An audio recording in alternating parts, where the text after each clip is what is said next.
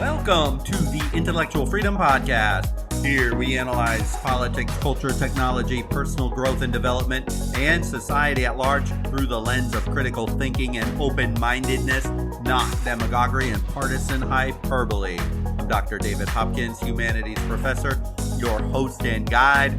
So without further delay, let's get started. This podcast was actually inspired by a question that I got from a student. And the question's pretty simple. I don't know what I want to study. This may be the most typical and most common question that I get. It's important because it is profound. For college students that are heading down a degree path, then changing directions, if one isn't careful, that change, if it doesn't happen early on, it can lead to thousands of dollars of bills and more time in college. But, it's not just really about young adults, actually. There are people in their 30s, their 40s, or 50s even that have that feeling that I do not like what I'm doing, or this job is boring and not fulfilling, but I have no clue what it is I would rather be doing than what I'm doing right now. So they stay in the same place.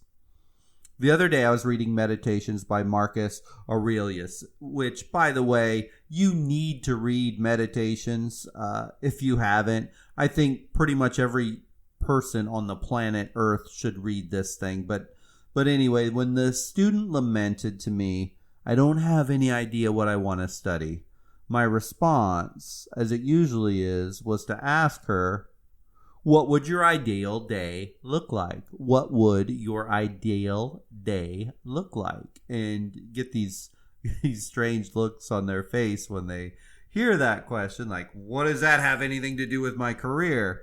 But from beginning to end, all of us need to understand and try and envision what that ideal day would look like.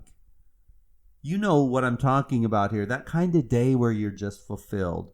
Look, don't be flippant with the response. Don't say, well, my ideal day is drinking beer, playing video games, watching football, and taking a nap. No, it isn't. No, it is not. If you did that every single day, you would get bored out of your mind, or you would get sick and unhealthy, or you would feel terrible, you would get anxious. It probably wouldn't even take that long, maybe a week or two, before you would just feel lost, anxious, maybe even depressed, because you just feel like you're doing nothing. Humans, you and I, are like sled dogs, more than we like to admit. We need to have something to pull against. So your ideal life is not doing nothing. So, whether you are age 18 or 48, write down on a piece of paper exactly what an ideal day would look like in as much detail as you can come up with. What is it that would make you fulfilled? Not that what would make you feel like some sort of a lazy slug, but what would fulfill you for the long term? What are your passions? What are those things you look forward to doing? What are those things you find meaningful, enjoyable? This is the very first step to figuring out your meaning in life. So let's, for the sake of argument, say that, well, I don't know. It isn't clear. It isn't obvious. No perfect image is coming into focus right out of my mind. Which that would actually be normal, right? I mean, things in life that are important are not always perfectly clear. They're not always focused, and they're not tied up in a nice little present with a bow on the top every single time. So, well, okay then, we need to go to the next step, because we have to take a step. We can't just wallow in the unknown forever. We can't get gobbled up by doing nothing over and over and over again. So maybe if you can't get a perfectly clear vision, and maybe it's 2 or 3 things, you just need to pick something. Start somewhere. Start with something. Try one course in one field that you have an interest. Pick it. and work at it. Or if you're an adult, and let's say you're not in college and you're considering career changing, maybe you need to pick up a short certification course, or heck, take a free self-education course. There's a million ways that you can educate yourself without sticking your neck out there too far. You just have to give it a shot in something that you think that you might enjoy. So now you're moving towards something. There's immense value in that step. There's excitement in this. Yeah, there's all kinds of apprehensions too, but now you're on a path and you're moving towards something. Then as you explore and you study and you learn things, ideas will start coming into a little better focus for you. Maybe you'll figure it out like, yeah, I love this major in college, or yeah, I love this idea for a new career and I want more. Or maybe the opposite happens and you start going down that path and it just isn't exciting for you and it's not what you actually thought it was going to be. Well, there's incredible value in that too, because now you can rule something out. This is how our minds work. We have an opinion and a bias towards something. All of us do on everything. Then we learn, and it validates or it invalidates a position. And this keeps us moving towards something. In essence, even if that move in a direction proves to be the wrong choice, you still learn, and it's still actually advancing you on your life journey. There's just too much societal BS pressure to get things right the first time, but things don't always work like that, and you need to cast that to the side. Nobody gets it right and perfect the very first time, and then when they say they do, they're probably just lying to you. The key then becomes you just try something new. Just try something new. But I need to warn you here, don't go at it half-assed. As if you do that, you can't know if what you're trying is truly what you want. You can't be soft, and you can't quit the second it gets a little hard. You have to push through it, and mentally you have to have that discipline to say, I'm going to give this my full energy, effort to make this work. You need to have a difficult conversation with yourself and ask, what would happen if you actually, truly, completely sold out and worked as hard as you could on something? My guess is if you gave everything you had towards something, you would be stunned, amazed at how far you can go. The problem is most people won't push it as hard as they can push it. Far too many students come to me and say, oh, I had this dream I was going to go to medical school, but I didn't really like it. Then come to find out they quit after one chemistry class got hard. Or a person says, I was going to be a software engineer. I was going to the engineering department at University of South Florida. But I decided I just quit after that first advanced math class. Because if you quit and change when things are hard, well, you will never find that thing you were meant to become, because you're quitting things before you even have a chance to reach the goal. So if you want to figure out that thing that you're destined to become, sacrifice is required. You may not want to hear this, but it's true. The Old Testament, it's not really my favorite biblical text, but I do have to say this. There are some incredible teaching lessons embedded in the stories of Abraham. Abraham was literally sacrificing to the gods all the time. I mean, when I say literally sacrificing, you know what I mean. It's very visual image of killing of an animal and sacrificing it to the gods. It's not unique to the one God of the Jews in the Bible, but in many cultures. Even human sacrifice when we look at cultures like the Aztecs, for example. But The act of sacrificing a live creature, whether it be a goat, a calf, or a bull, by slitting its throat, bleeding it out, then burning it at the altar. I mean, if you would actually experience and see one of these events during that time, it would leave a sense of seriousness to the occasion. That sacrifice shows value to and how important God was by killing something of value. I'm not sure we have any rituals similar to the ancient civilizations as sacrifice. Yet, you need to go through your own self-sacrifice if you want to turn that vision of what you want to be into reality. It's going to require sacrifice.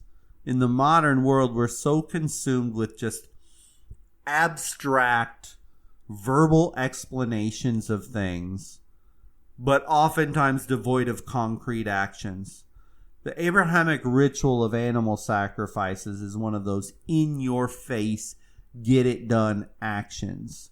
You, in your sacrifice, need to move from abstractions to in-your-face, get-it-done kind of concrete actions. See, for you to get out of the rut, I don't know what I want to study in college, or I don't know what I want to do with my life.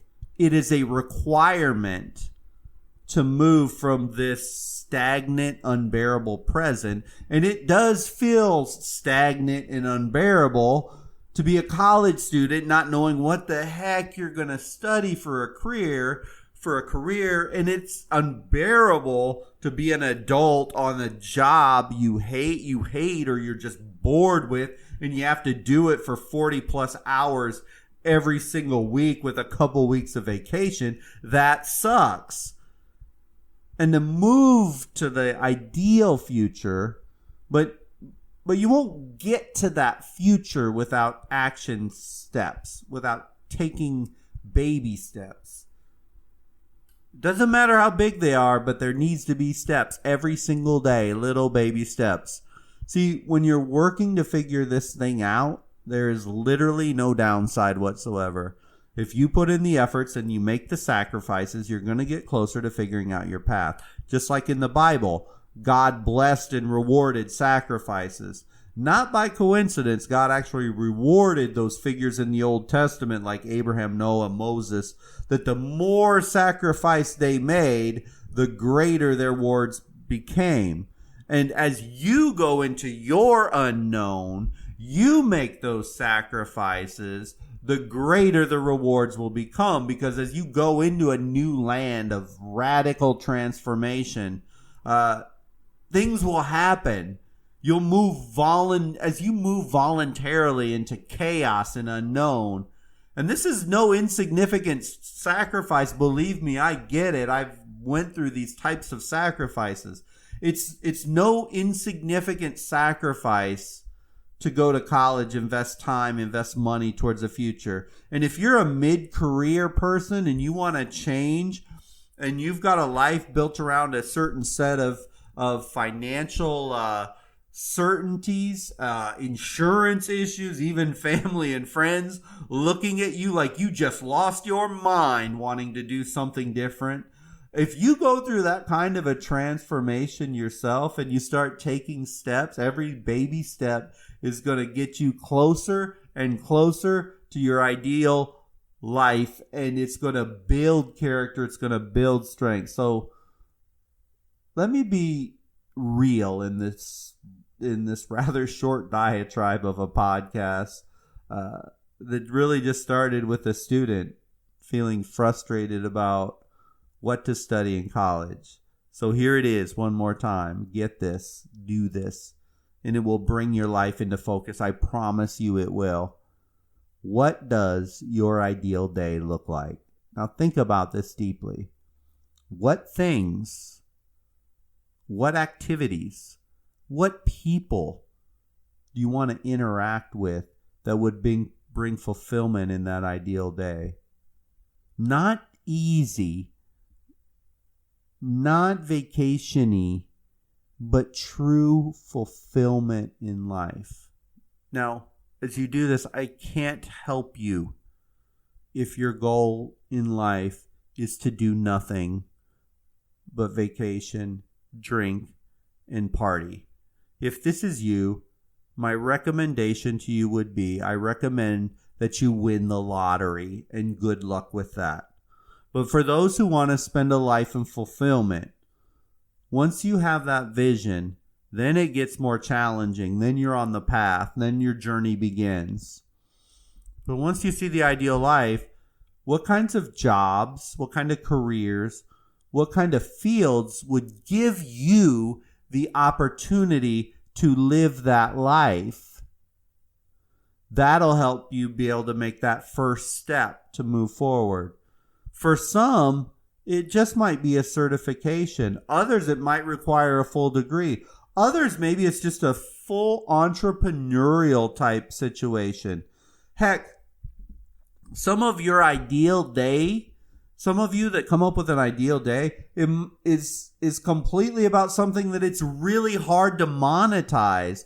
So maybe to make your ideal day a reality, maybe you have to craft a plan that includes freelancing or side hustles that allows you the freedom and flexibility with the rest of your day so that you can pursue those things that are part of your ideal life. You're smart. You can figure it out, but you won't figure it out if you don't slow down to self-reflect. So here's my challenge to each of you. Starting college, you're new in a career, or you're a midlife career changer considering something different. What does your ideal life look like? Once you think on it and you have that kind of in your mind, pick something that'll make it work and start working hard.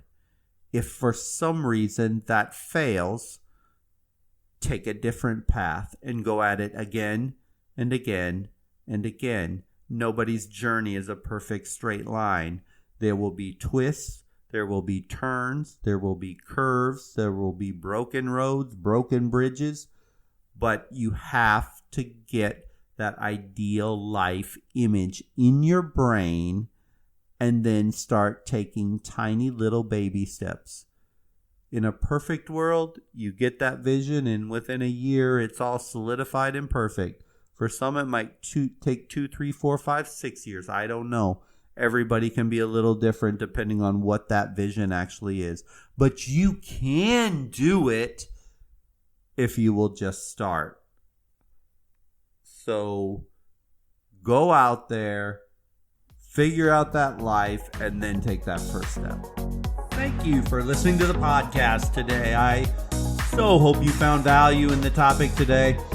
You know, every single day, if we can expand our perspective just a little bit on any range of topic, whether it be about our physical body, intellectual sharpness and perspective, or spiritual growth, then if we stay consistent in the long run, we all become more well-rounded people able to cope with all manner of events in life. I always appreciate you clicking like or follow to this podcast. Generally, a new episode is published every single week. And please, if you have any questions or comments, I would love to hear about them. With that, I hope you have a wonderful day and a wonderful week until we talk again.